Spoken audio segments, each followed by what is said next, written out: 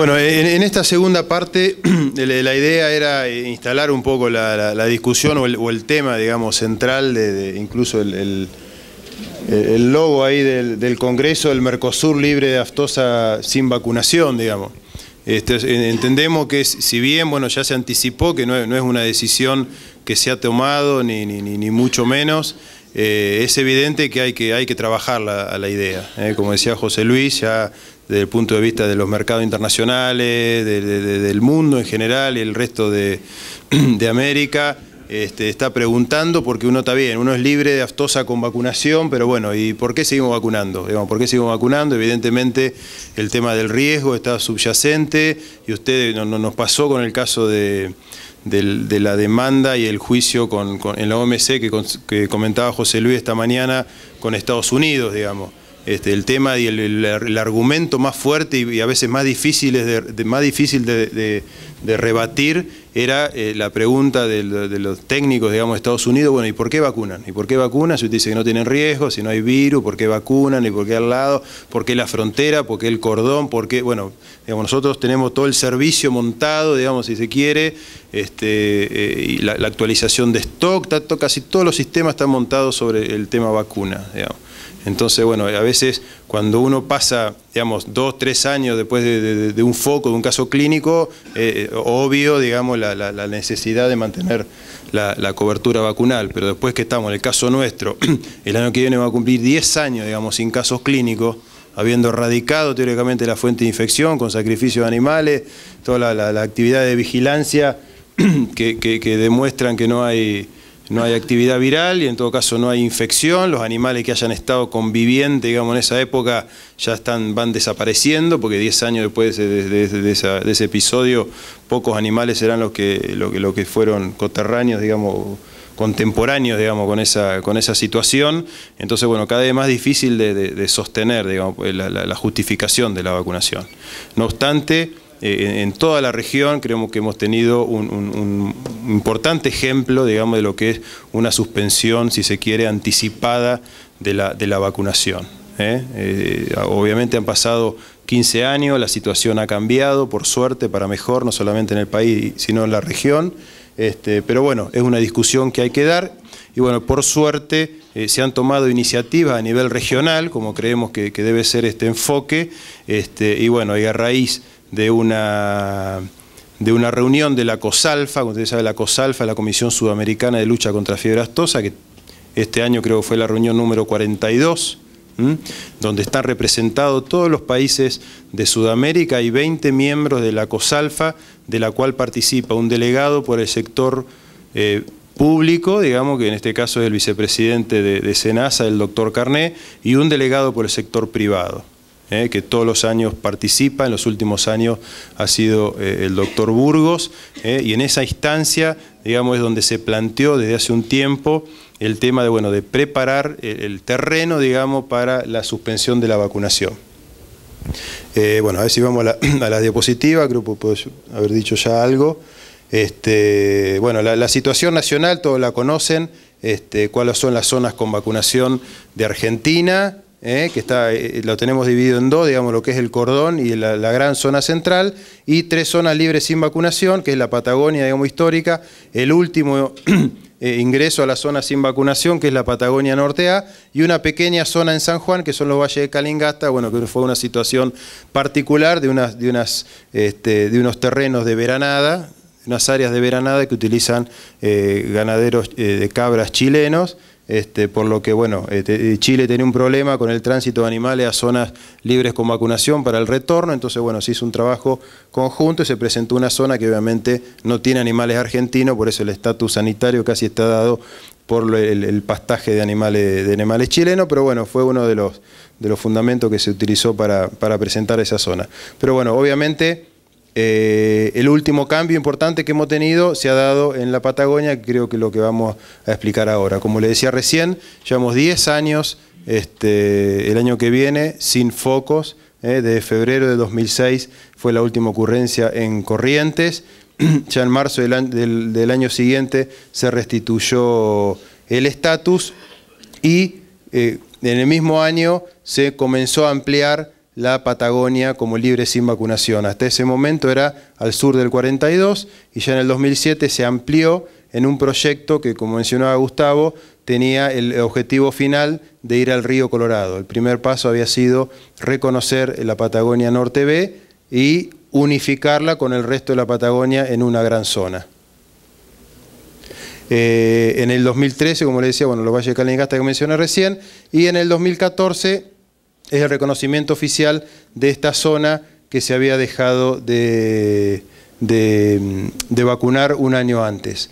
Esto fue, digamos, también, bueno, lamentablemente no está la charla del doctor Barcos, pero la OIE tuvo un importante rol en esto de las transiciones de zonas libres con vacunación a sin vacunación, porque esto no estaba contemplado en el código, sino que el código planteaba una situación de libre con vacunación y una de libre sin vacunación. Y a partir del año pasado ya se incorporó el concepto y unos lineamientos generales de cuáles son los pasos y las condiciones que debe seguir un país para pasar de una situación de vacunación a una situación de sin vacunación, que bueno, que si bien son 12 meses sin vacunar y sin ingresar animales vacunados, bueno, en esa nueva zona quedan animales protegidos, quedan animales por un tiempo con anticuerpos vacunales y antecedentes de vacunación, bueno, y lleva toda una gradualidad hacia el estatus de libre sin vacunación.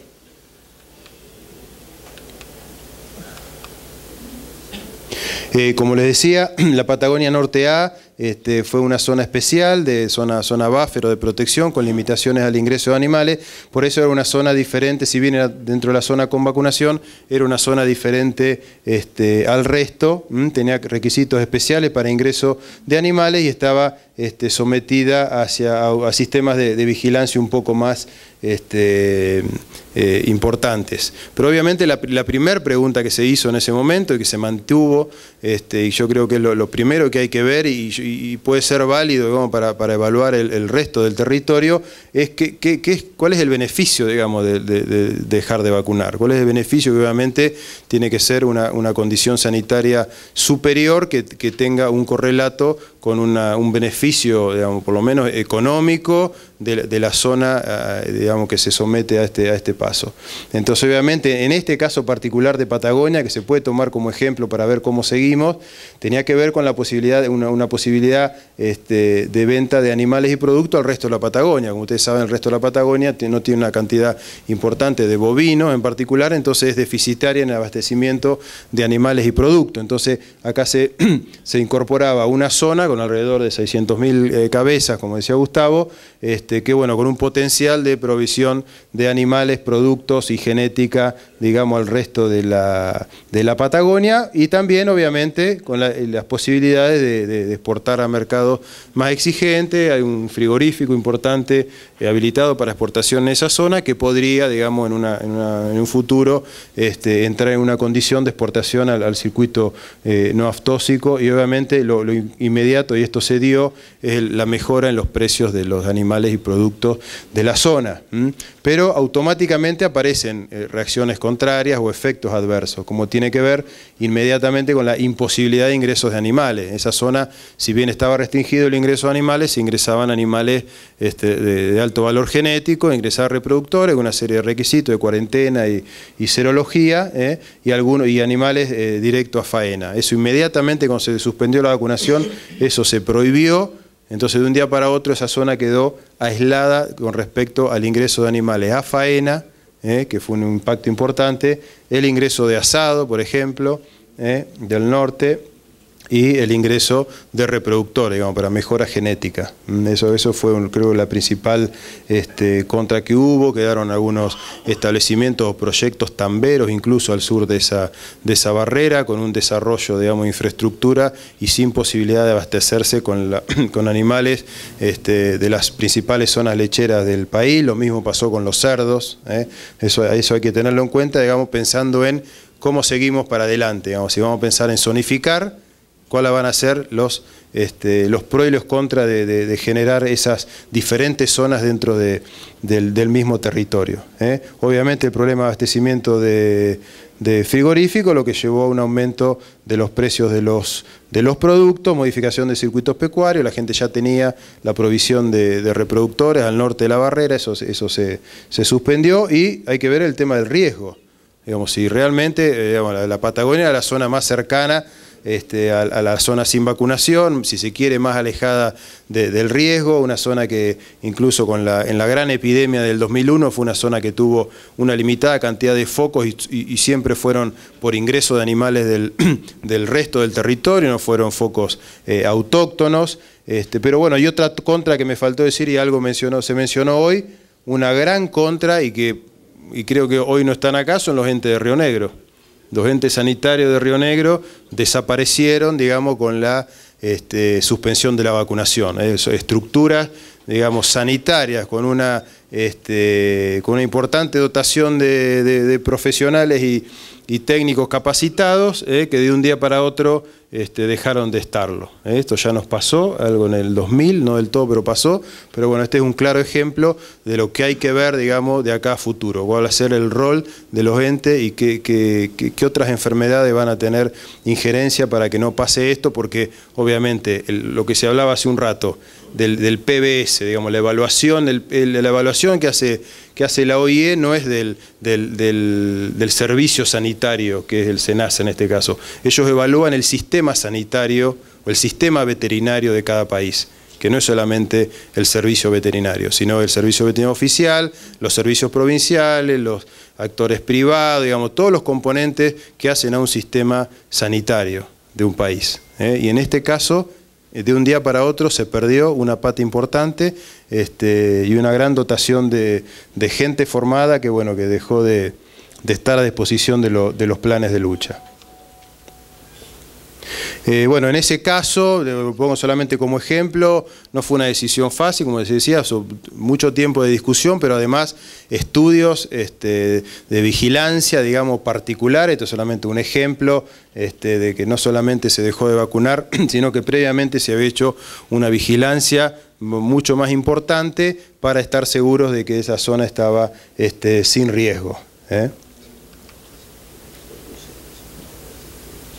Y la situación que estamos ahora, si bien hay un reconocimiento internacional, pero la zona sigue estando separada, digamos, es zona libre sin vacunación, pero hasta el momento ha sido separada. ¿Por qué? Porque esto genera, digamos, si uno hace una unificación, esto genera que algunos socios comerciales como Unión Europea, Chile y otros países, que tienen el reconocimiento del resto de la Patagonia, pero no hacen automáticamente el reconocimiento que hace la OIE. Esto genera por ahí algunos problemas con el comercio, digamos, por ejemplo, las exportaciones de carne ovina desde el sur. Entonces, por eso es que hasta ahora esto se mantiene separado. Si bien ahora se ha hecho alguna flexibilización de movimiento, necesitamos el reconocimiento bilateral para llegar a la situación ideal, que es el objetivo final de todo, que es la unificación de toda la zona y que no haya ninguna barrera excepto la del río Colorado. Eso todo parece una idea. Desde el 2005, 2006 creo que se empezaron las conversaciones. Llevamos 10 años en una etapa casi final, pero no terminada. Por eso entendemos que es un buen ejemplo para tener en cuenta de lo que se pretende hacer a futuro con otras zonas del país. Eso a nivel país, obviamente, como les decía al principio, esta nueva discusión que se ha planteado con respecto a la vacunación sí o sí necesita un enfoque regional, y es lo que se ha hecho en todas las instancias regionales, tanto en la COSALFA que mencionaba hoy, como en el CBP, que también se dijo, y en el Mercosur está la discusión planteada. Entonces ahora ha habido una cantidad de lineamientos técnicos y propuestas para pasar a la última etapa de cualquier plan, digamos, que es la suspensión de la vacunación. Como digo, el PEFA, que es el Plan Hemisférico de Erradicación de Fiebre Aftosa, que contempla todo el territorio sudamericano, está llevado a cabo por la COSALFA, por lo que mencioné hoy. La última etapa prevé la erradicación total de la enfermedad en todo el territorio al año 2020, y todos los territorios en la condición de libre, digamos, con diferente estatus. Pero se prevé que en los próximos 5 años se culmine ya en esta última etapa y deberíamos todos en esta última etapa estar preparados para la retirada de la vacunación. Como le mencionaba, en Ecuador, la COSALFA de este año dictó una resolución firmada por todos los países miembros, ya le digo, sector privado y sector público, donde les solicitaron a Panaftosa, que es un centro de referencia, digamos, de OPS, que elabore una guía técnica con lineamientos técnico-epidemiológicos y metodología para enfrentar la última etapa. O sea, si bien se sabe cuál es la condición de los países, se sabe en líneas generales qué es lo que hay que hacer, pero bueno, se necesitaba ir un poco más hondo, digamos, y delinear un poco los lineamientos y qué es lo que debe hacer cada país y qué es lo que debe hacer la región previo a la retirada de la vacunación. Esto que le voy a mostrar son los lineamientos muy preliminares, porque esto es un trabajo que se empezó a hacer la semana pasada y tiene que continuar, o sea, estos son borradores si se quiere, no va a ser lo definitivo, pero es una parte del trabajo que se hizo. La discusión, digamos, está dada a nivel regional. Como saben, digamos, si bien el territorio es todo Sudamérica, lo mismo que pasa con Argentina en la zonificación interna, la situación en Sudamérica, si bien llevamos 3 años sin foco, no ha sido igual. No ha sido igual el comportamiento en la región andina, como ven en los focos del 2000 para acá, no ha sido igual esa zona que la zona de Brasil no amazónico, en amarillo, la zona amazónica de verde ha tenido otro comportamiento, y el cono sur, digamos que es lo que más nos interesa a nosotros, también ha tenido un patrón diferente en los distintos países que lo componen en la presentación de la fiebre aftosa. Y también de los subtipos de virus que actúan. Por eso esto hay que tenerlo en cuenta en hacer el enfoque regional de la retirada de la vacunación o los próximos pasos. Entonces hay una propuesta que está muy preliminar, digo, no tomen esto como definitivo, pero lo que se está pensando es que realmente se hagan los trabajos técnicos que corresponden dentro de cada país y a nivel regional previo a hacer cualquier acción de retirada de la vacuna. Para que tengan una idea de que se va a trabajar en profundidad y no se va a hacer de un día para otro ni de un año para otro. Principalmente, y lo elemental, es la actualización de la caracterización productiva que tienen que hacer todos los países. Todavía nosotros estamos con la idea de la zona de invernada, las zonas de cría, de donde van los terneros, cuando hoy por hoy todos saben que la situación ha cambiado. El comportamiento de la enfermedad siempre ha tenido que ver con las áreas productivas. Antiguamente eran las áreas endémicas primarias, las zonas de cría, las endémicas secundarias era la zona de engorde clásica de Argentina, que hoy el escenario es totalmente distinto. Han proliferado los engordes a corral que han hecho que los terneros se engorden en cualquier lugar del país, las áreas agrícolas han desplazado por ahí un poco la ganadería, bueno, todo lo que todos más o menos sabemos, bueno, eso no se ha hecho en profundidad en los países, entonces no podemos hacer un análisis de riesgo o una vigilancia si no tenemos actualizada la caracterización de los sistemas productivos, principalmente bovinos, ¿no? Que tienen que ver con el comportamiento de la enfermedad histórica en la región. Obviamente como insumo para la vigilancia y para la evaluación de una zonificación interna. Digamos, si hay países que no van a hacer de un día para otro el retiro de la vacuna en todo el país, bueno, hay que saber si es posible zonificar el país, como ya le digo, con la inmediata separación de los circuitos pecuarios o los movimientos de animales. Obviamente va seguido de un análisis de riesgo. En este caso el análisis de riesgo tiene que ser orientado a evaluar si la aplicación de la vacuna como medida de mitigación de riesgo sigue siendo necesaria, en primer caso, y sigue siendo algo eficiente para mitigar el riesgo de aftosa. Digamos, tenemos riesgo interno a nivel de los países, hay un riesgo externo o regional, y obviamente la primera etapa se va a limitar a la situación de Sudamérica. Digamos, no estamos evaluando si va a venir un virus asiático, un virus coreano, digamos, que la situación actual todavía no lo contempla, porque no tenemos ninguna vacuna, digamos, que proteja contra esos virus. Entonces, principalmente limitar el análisis a la situación de Sudamérica. Con respecto a la vigilancia, como les decía, lo que hicimos en Patagonia Norte A no es lo mismo que se hizo en el resto del país, no es lo mismo hacer una vigilancia para decir que somos libres, como les decía hace un rato, sino que hacer una vigilancia para buscar esos nichos donde podría haber riesgo, digamos, de enfermedad. La situación de vacunación hace que por ahí los síntomas clínicos no sean evidentes. Si hubiera, digamos, presencia de enfermedad, entonces hay que orientar la vigilancia con las herramientas que tenemos, pero a una vigilancia basada en riesgo, con una caracterización actualizada, e ir a buscar los lugares donde realmente uno pretende o piensa que si hubiera enfermedad, ¿dónde estaría oculta, digamos, ¿no? Y obviamente el análisis de vulnerabilidad, que tiene que ver con obviamente el nuevo escenario que tendría una zona que suspende la vacunación. Están vigentes los sistemas de prevención, la reducción de la exposición en caso de que haya un ingreso de virus, cómo se manejan, digamos, esto tiene que ver con exposición de, por ejemplo, ingresos ilegales a establecimientos de faena que tengan niveles de bioseguridad con desperdicios, alimentación de cerdos con desperdicios en basurales. Bueno, todo eso tiene que ver con este riesgo de exposición. Obviamente el sistema de detección precoz, es obvio, y el mecanismo de respuesta a emergencia. Digamos, es decir, el último paso pensando en una situación de aumento de la vulnerabilidad de esa población susceptible en una condición de no vacunación. Obviamente, y algo que se venía hablando de antes incluso, es el tema del banco de vacunas, ¿no? En Argentina hemos tenido la experiencia de que, bueno, se suspendió la vacunación en un momento, pero bueno, un laboratorio que por suerte se mantuvo un banco de vacunas y había posibilidad, digamos, de disponer de vacuna ante emergencia. Eso no todos los países lo tienen o tienen posibilidad de tenerlo, por eso hay otro grupo también en el ámbito de la COSALFA discutiendo cómo sería un banco regional de vacuna o antígeno para fiebre aftosa, pensando en un futuro de 3, 5, 10 años, no se sabe cuándo, pero bueno, en algún momento la cantidad de dosis que se usen en la región va a ser menor, entonces va a haber que tener disponibilidad de vacuna para emergencia. Y lo último que quería mencionar, que es una segunda etapa, hay un programa regional de erradicación de aftosa. Como ustedes saben, el primer PAMA se desarrolló entre los años 2007 y 2013, en la etapa en que todavía había algunos focos. Se hizo un enfoque regional y fue un programa de bajo presupuesto, pero que tuvo un impacto muy importante en las relaciones y en los enfoques regionales de los planes de lucha contra la enfermedad.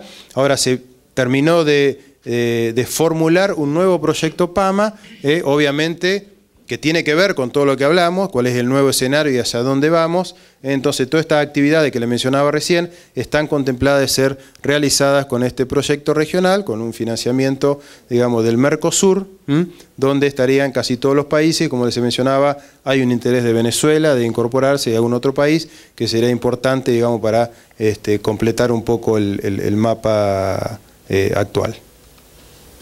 Bueno, eso era todo. Me preguntaba hace un rato el tema de la presentación, quedó disponible ahí en el computador de acá, así que supongo que habrá disponibilidad. Lo que le comentaba, lo último era que estas últimas diapositivas, la propuesta de la guía técnica es muy borrador, no es nada definitivo, pero lo quería presentar para que tengan una idea de cuál es el enfoque regional y que se está trabajando en esto, ¿eh?